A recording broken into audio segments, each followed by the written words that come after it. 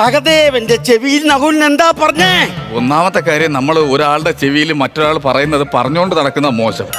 കൗരവ പടയെ നയിച്ചതാരാ? കൗരവ പടത്തിൽ നയിച്ചത് തിലകൻ സാറാണ്. വെള്ളത്താടിയൊക്കെ വെച്ച് ഒമിനി വാലിൽ ഇങ്ങനെ. പിന്നെ തേങ്ങ ഉണക്കാൻ വന്നിരുന്ന അല്ലേ? പിന്നെ മമ്മൂട്ടി സാർ പിന്നെ എന്തിനാ വന്നത്? ഞാൻ അതാണോ പറഞ്ഞത്? ഈ 101 പടയെ നയിച്ചതാരാന്ന്? മേജർ രവി ആണോ? അല്ല, നിന്റെ കൊച്ചക്കച്ചിന്റെ മാപ്പിള ഒന്ന് പോടാ അവിടുന്ന്. പിന്നെ ഞാൻ എന്തോന്ന് പറയാൻ വേണ്ടിട്ട്? അല്ല, നിങ്ങൾക്ക് ഇത് കറക്റ്റായിട്ട് എനിക്ക് മനസ്സിലായില്ല. ഈ കവചകുണ്ടലം എന്ന് പറയുന്നത് ഈ കവചകുണ്ടലം എന്ന് വെച്ച് കഴിഞ്ഞാൽ ഈ ചെറിയുടെ അത്ര ഇരിക്കും. പിന്നെ ഇതിന് ചുറ്റും 3 മറ്റേ പൂക്കളൊക്കെ ഉണ്ട്. പിന്നെ അതിനെ പിന്നെ നല്ല വെള്ള കല്ലുകളൊക്കെ പതിച്ചിട്ടുണ്ട്. വെള്ളി മേളിൽ ഇങ്ങനെ പതിച്ചു. ഇതെങ്ങും പോയില്ല കേട്ടാ. ഈ കവചകുണ്ടലം പുള്ളി എടുത്ത് തിന്നതാണെന്ന് തോന്നുന്നു. അവിടെ എങ്ങനെ കുറിച്ചിറക്കേണ്ട കാര്യം. കവചകുണ്ടലം എന്ന് പറഞ്ഞ പൂർവികരായിട്ട് ജന്മസിദ്ധമായി നമ്മുടെ ദേവാലയത്തിൽ എല്ലാവരും കൂടി കൈകൂപ്പി നിന്ന് ഒരാളുടെ കയ്യിൽ കൊടുത്തതാണ് കവചകുണ്ടലം. ഭയപ്പെടരുത്. ആര് ഭയപ്പെട്ടത്? നിങ്ങളല്ലേ ഇതെല്ലാം പറഞ്ഞു. വർഷങ്ങളായിട്ട് കൈമാറിക്കൊടുന്ന സംഭവമാണ്. അപ്പ പറഞ്ഞത് കൊണ്ട് നിങ്ങൾ ആരും അമ്പര കണ്ട. അമ്പരക്കണ്ടേ? അതെന്തോ അമ്പരക്കണ്ട? അവന് തൊട്ടപ്പുറത്ത് 49 കണ്ടമുണ്ട്. അതിന്റെ തൊട്ടപ്പുറത്ത് ഒരു 1.5 കണ്ടോ കൂടെ മേടിക്കുന്നുണ്ട്. അതാണ് അമ്പരക്കണ്ട. ഈ തറവാടെന്ന് പറയുമ്പോ ഞാനും സുഭദ്രയും യവനും അടങ്ങുന്ന ഒരു ട്രസ്റ്റാണ്. ട്രസ്റ്റാ? അതെന്താ സംഭവം? എന്താ ട്രസ്റ്റ് എന്ന് വെച്ചാ? ട്രസ്റ്റ് അറിഞ്ഞൂടെ? ഇല്ല, പറഞ്ഞുതരാം, വ്യക്തമായിട്ട് പറഞ്ഞുതരാം, ശ്രദ്ധിച്ച് കേട്ടോ.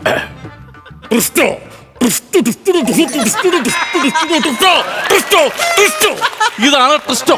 ഈ ലോൺ അടവൊക്കെ ഒരുപാട് മുടക്കമുണ്ടല്ലോ. ഉണ്ട്. ഒരുപാട് പൈസയൊക്കെ കടം മേടിച്ചിട്ട് ഉണ്ട്. മാത്രമല്ല, കുട്ടികൾ ഇനിയിപ്പോ സ്കൂൾ തുറക്കുമ്പോ പൈസയുടെ ബുദ്ധിമുട്ടൊക്കെ ഉണ്ട്. പുസ്തകമൊക്കെ മേടിക്കണം അല്ലേ? എങ്ങനെ മനസ്സിലായി? അല്ലെങ്കിൽ ഈ ട്രസ്റ്റ് ഇപ്പൊ ഇവിടെ നടിക്കോ? ട്രസ്റ്റോ ഇത് ട്രസ്റ്റാന്ന് പറയുമ്പോ ഇത് എന്താന്ന് നോക്കിയപ്പോ ട്രസ്റ്റ് എന്ന് പറയുമ്പോ അങ്ങനെയല്ല. നമ്മുടെ തറവാട്ടിൽ സന്ധ്യ കഴിഞ്ഞാൽ അത്താഴയില്ല. പുഴുക്കാ കഴിക്കണേ. ഞാൻ പുഴുക്കും, യവൻ പുഴുക്കും, സുമിത്ര പുഴുക്കും. ഇതിൽ നിന്ന് നിങ്ങൾക്ക് എന്ത് മനസ്സിലായി? 3 പേരുടെ നിന്ന് പുഴുങ്ങുവാന്ന് മനസ്സിലായി. അതിൽ നിന്ന് പിന്നെ നമ്മൾ ഈ പുഴുക്ക് കഴിക്കുന്നതിന് മുമ്പായിട്ട് ഒരു സന്ധ്യാനാമം ചൊല്ലിട്ടേ നമ്മൾ പുഴുക്കടയ്ക്കൂ. അത് നല്ല കാര്യമല്ലേ? വേണമെങ്കിൽ ഞാൻ അങ്ങ് പാടിത്തരാം. ചേമ്പേ മണ്ണിൻ അടിയിൽ പതുങ്ങിയിരുന്ന നിന്നെ പിടിച്ച് നമ്മൾ മാന്തി മെല്ലെ കലത്തിരിട്ട് പുഴുങ്ങിടും. ചേമ്പേ ചേമ്പേ ചേമ്പേ. ചേമ്പിന്റെ കൂടെ ചേന എങ്ങനെ നിങ്ങൾ ഉപയോഗിക്കുമോ? ചേന അതിലിട്ട് പുഴുങ്ങരുത്. 2 പേരുടെ പച്ചക്ക് തിന്നണം. എന്നാലേ ഈ ചൊറിച്ചില് മാറും. ചേമ്പേ ഈ ശ്ലോകമൊക്കെയാണ് ഭക്ഷണം കഴിക്കുന്നതിന് മുമ്പ് പാടുന്നത്. അത് മാത്രമല്ല, ചേമ്പ് കീച്ചതിന് ശേഷം കഴിച്ചതിന് ശേഷം നമ്മൾ ചാച്ചാൻ പോവും. ഉറങ്ങാൻ പോവും. അത് കഴിഞ്ഞ് 12 മണി കഴിഞ്ഞാൽ നമ്മള് ചൂച്ചാൻ പോകും. ചൂച്ചാന? മൂത്രമൊഴിക്കാറ് 12 മണി.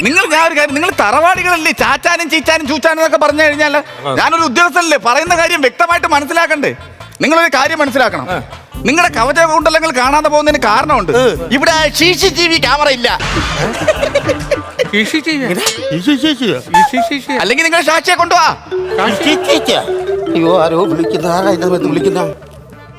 ഹലോ സാവിത്രിയേ, എന്തടി?